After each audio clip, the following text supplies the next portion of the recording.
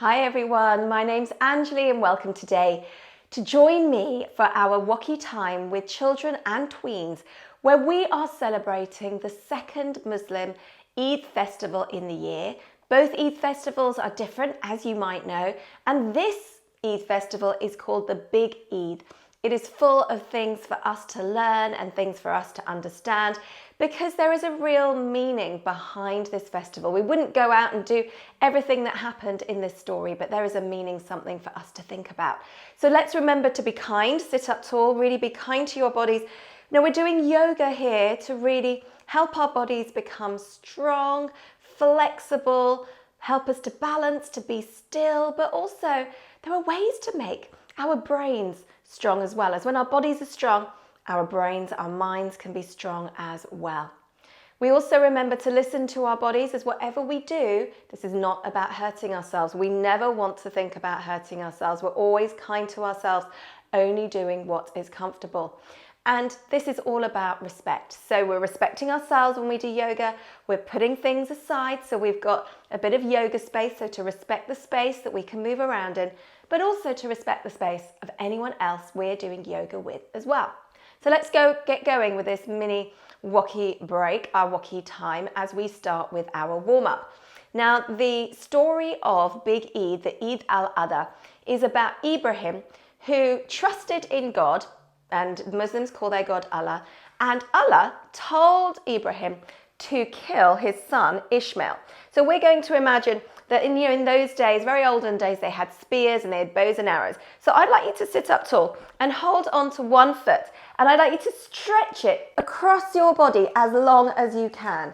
Now, sometimes it takes a little while to warm up. Sometimes it's really hard to stretch our whole body, our whole leg, and make it really long. So do it 3 times on one side, and then swap your legs.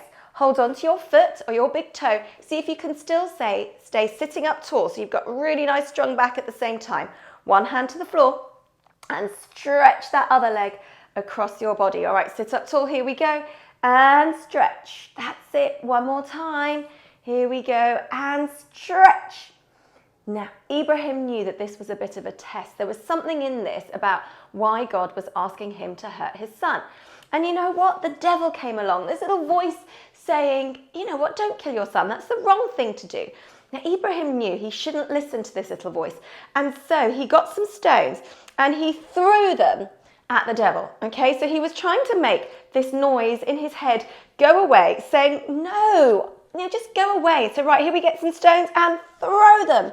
Let's get one more. So really keep your legs straight as you stretch your hands up with those stones and throw them down to the ground, okay? This is our Walkie pose, real movement. It's a bit more of a warm-up. Here we go, big stretch and throw. But it also helps us to get rid of lots and lots of energy that we might not want, or if we don't feel like we've got energy, that can really help us get the energy. So a really simple thing that you can do to get up and get moving.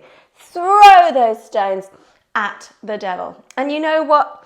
Allah realized, well, not Allah realized, but Ibrahim realized that when he didn't listen to the devil and he listened and trusted in God, that God was giving him a test. And in fact, at the point at which Ibrahim was about to kill his son Ishmael, God brought down instead a ram, a male sheep, and gave that to Ibrahim to sacrifice, to kill, instead of his son, because that was the reward. It was, you need to trust me, to trust in yourself. The message here is remember to trust in yourself. You know what the right thing is to do. You know who to trust. You just need to think about it.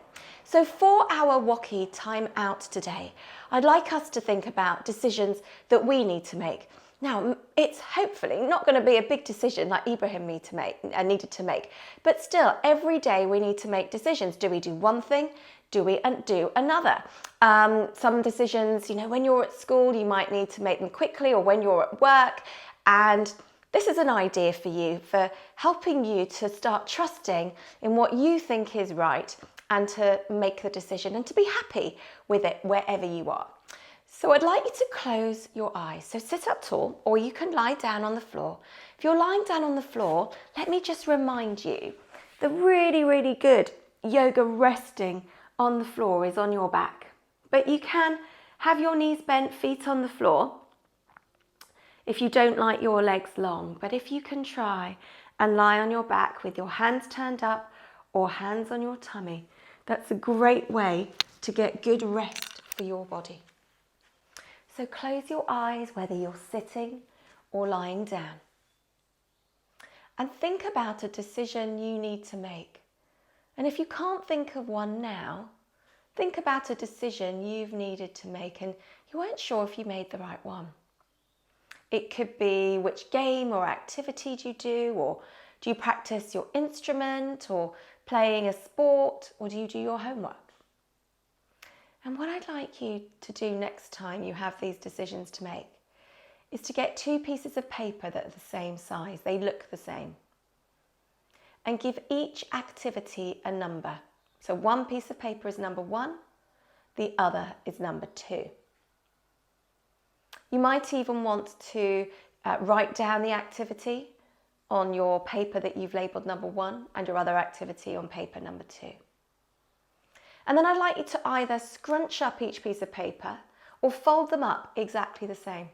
Shake them around in your hands and then just drop them to the floor without looking at which piece of paper. So close your eyes, feel the pieces of paper, without looking at them, reach down and pick up one piece of paper, open it up, and know that that's the activity you need to do, and trust that that is the right thing for you to do now. There's always times to do other activities and to change your mind, but for now, this is what you need to do. Trust in yourself as we end our class today with just keeping your eyes closed, rubbing your hands together. Feel a warmth between your hands. Cup your hands and put your warm hands over your eyes, block out all of the light. Slowly open and close your eyes behind your hands. Spread your fingers apart and pull them down over your face. Take a big breath in as you stretch your arms up above your head. Look at your hands if you can. Breathe out as you bring your hands together in front of your chest as we bend forward and say Namaste. The goodness in me honours the goodness in you. And I thank you for joining me for our Walkie Time with Children and Tweens, where we have celebrated the Muslim festival of Eid al Adha. Eid Mubarak to all our Muslim friends out there, and I look forward to seeing you soon.